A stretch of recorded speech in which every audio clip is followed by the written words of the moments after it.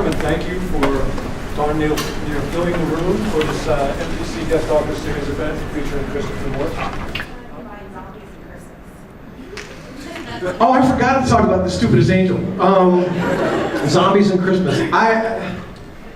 It was the weirdest thing. I was at a national sales conference for all the HarperCollins salesmen, the wholesale salesmen, and this friend of mine who was like at that time the salesman for Borders nationally, he comes up and he goes, it was in December, I think, and he goes, you know, Chris, you should write a Christmas book. We could sell the shit out of that. and I go, really? And he goes, yeah. And I go, what would it be about? And he goes, I don't know, Christmas in Pine Cove. I was like, really? What would the story be?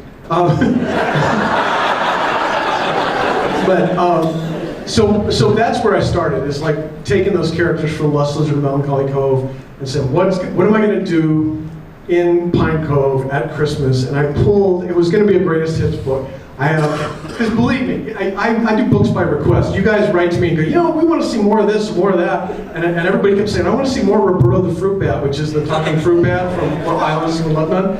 And I was like, well, I'll put him in a Christmas book. And believe me, that does not make complete sense to have a giant Micronesian fruit bat in Central California for Christmas. But he's in there because you guys wanted it. So it was basically, and so Tucker Case had to be there. So and Raziel, the angel from Lamb was there. So you know, it was basically a greatest hits book that I had to be. It was like, what's it about? And I was like, it's about 1495. Because it had to be under the $15 Secret Santa limit that most offices had. I mean, it was such a mercenary actor. So basically, I'm a big giant Horace. Yeah, sure. How do you decide to use like recurring characters? I mean, like kind of what you just said, but like, how do you decide to use certain scenes? Like, for example, like you use the demon twice. You use the demon in like Practical Demon Key, and then in Lamb, and then like in A Dirty Job, you use like a scene where the main vampire from Vikings. Right, she just walks through. I have no idea how you do that. I think it's the coolest thing. So like, what's you probably noticed in my books, I always like them to end as if the world keeps going on. Like all we've done is we've come in, we've got to observe a piece of these characters' lives, and then their lives go on. And so the best way to do that is like, hey, don't I know her? You know? And so that was having Jodie walk through basically A Dirty Job. But in the case of Ketch being in Lamb, is I thought, well, I need, Gaspar is searching for immortality, and or Balthazar is searching for immortality, and I'm like, how would you get immortality? And that's one of the things about Travis, the Demon Keeper. He's immortal as long as Ketch is with him. And so I thought, I need a monster, and Ketch isn't doing anything. And that's how Minty Fresh ends up in A Dirty Job. Is I was writing that character, I was describing that character. I went, he looks just like, physically, Minty Fresh, a book that I'd written 13 years before. And Coyote Blue is this 7-foot black guy who is the sort of avatar of Anubis, the Egyptian god of death. And I thought, perfect! That's who it is! I gotta tell you, it drives Hollywood nuts. They hate it. Disney's like, we own all of these characters, and then so you go, somebody goes, we want to make a movie out of that. You go, no, Disney owns that. So you have to change their name and description, and it's just this huge clusterfuck. But usually that's the way. My approach to everything is, wouldn't it be cool? Wouldn't it be cool if the redhead in the same neighborhood walks in, and we don't even stop the story to say who she is. It's just like, wow. So that was why. So you guys would go, whoa. But I don't know how to do it either. Yeah, sure. So if I requested more Whaley Boys, would that possibly? The Whaley Boys are like the human whale hybrids with the prehensile penises. Because killer whales also have prehensile penises. Which would be handy. Couple of them.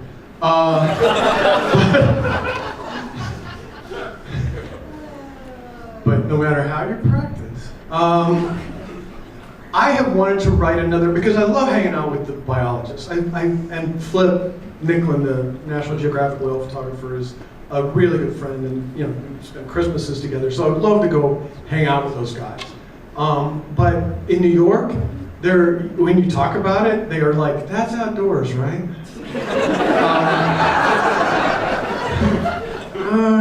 Is it in Central Park? No. Well, I don't think that's real. So and that's the reason I haven't written another whale book. Honestly, I still wanted to write a killer whale book.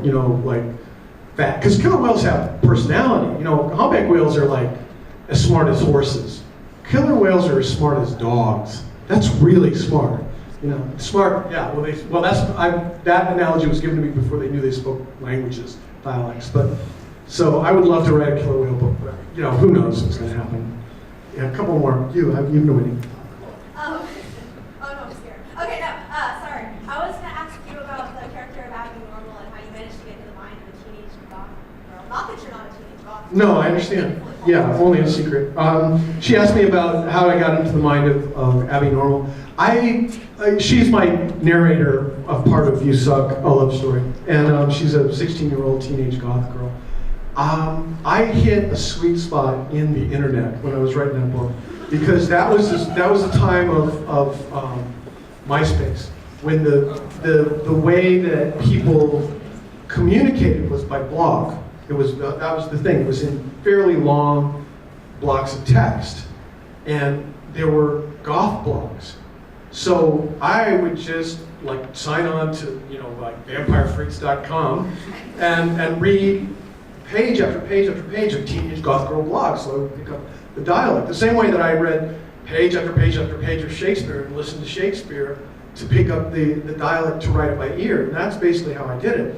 And of course, I would be looking at this stuff, and Charlie would come into my office and go, "The FBI is just going to break through the door any minute."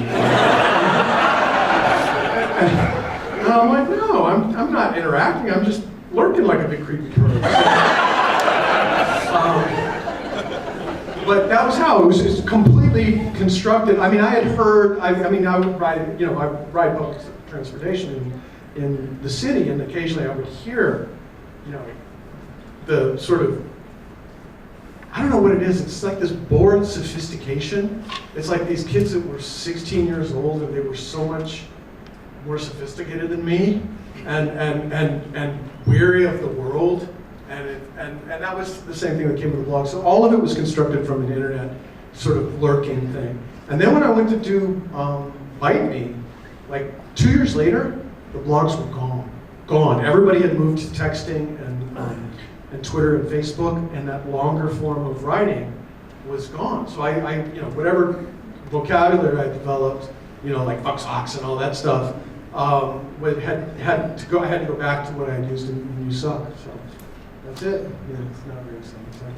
Sure. How long do you spend on each book? How long do I spend on each book? Usually 18 months on average.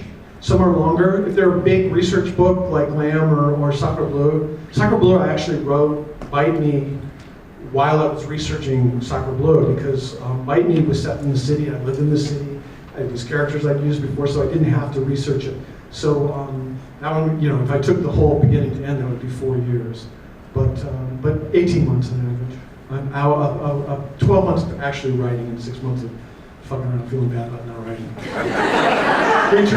With your recurring characters, are there any that you enjoy more that are more fun to write, or do you identify with any of your recurring characters? Those are two way different questions. Yeah. I love writing Pocket the Fool, and I've written 2 books with him, and I would write another one. I like him a lot because he's the quintessential smartass, totally powerless. He's got nothing going on physically intimidating, and yet he's just so obnoxiously clever that he always pulls it off. So he's fun to write.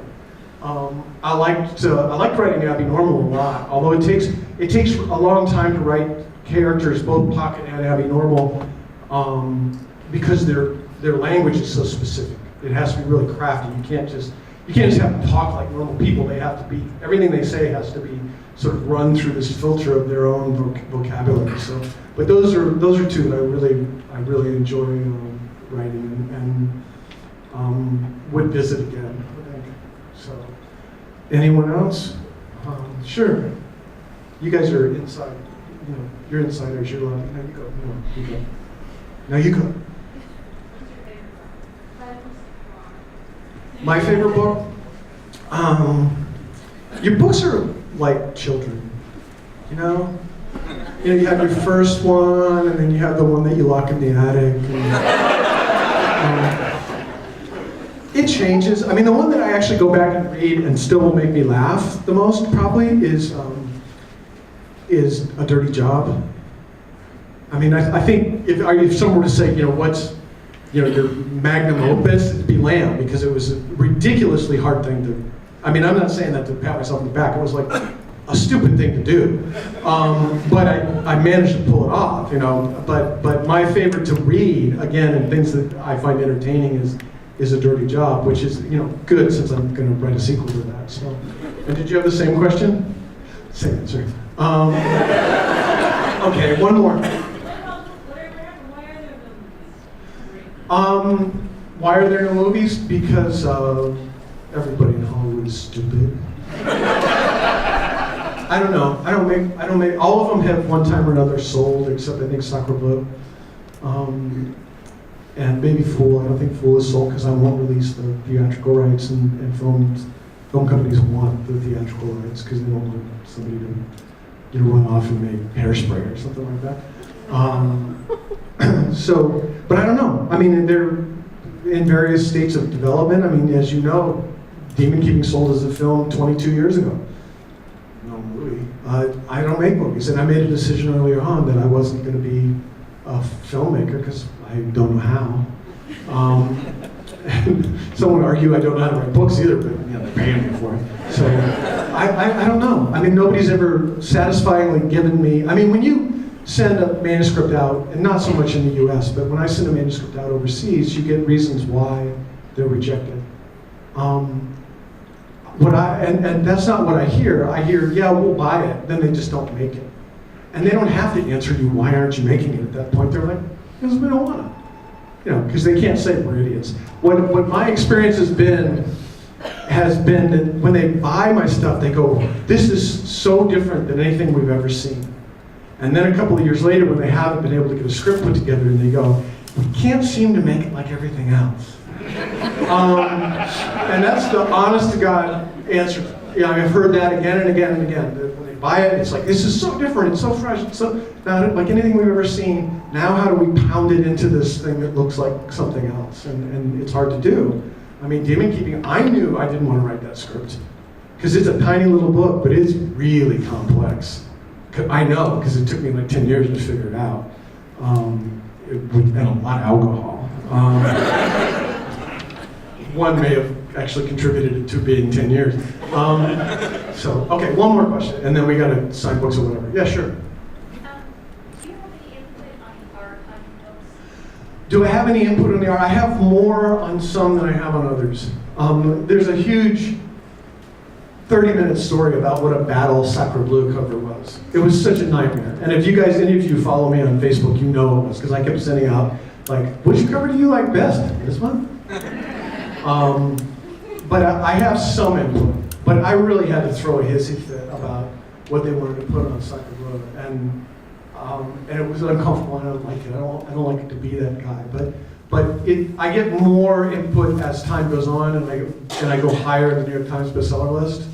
But early on I had no say at all, and really actively didn't like a lot of the covers they put on the books. But they don't care. Yes, now I do have some input, but it's ridiculous. If I don't like it, I have to be a ridiculous brat to get anything done. You have to do things like, that's what marketing thinks? Well, marketing is going to really enjoy doing my book tour for me, aren't they?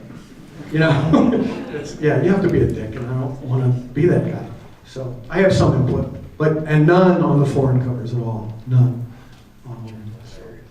You guys, I have. Let's do this again. Who wants to be Santa's helper? I brought. I knew that. I brought books to give away.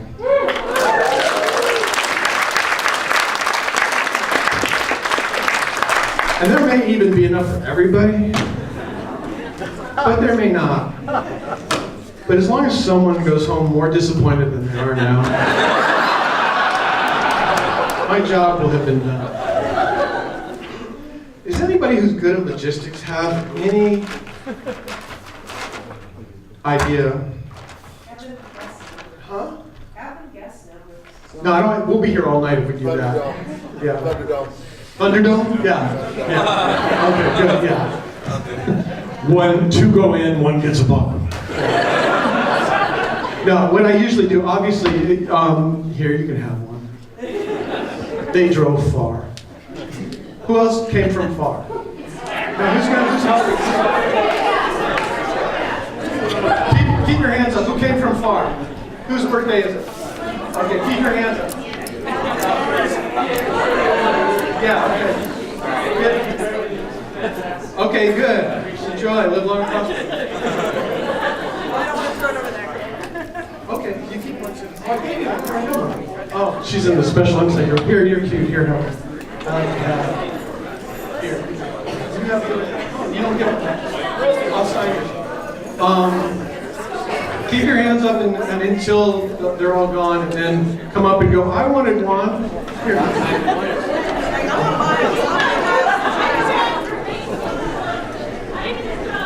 Okay. Yeah.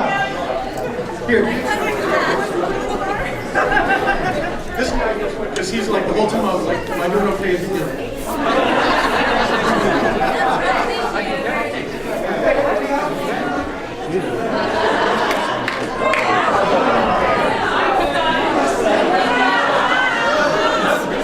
People in the back, what?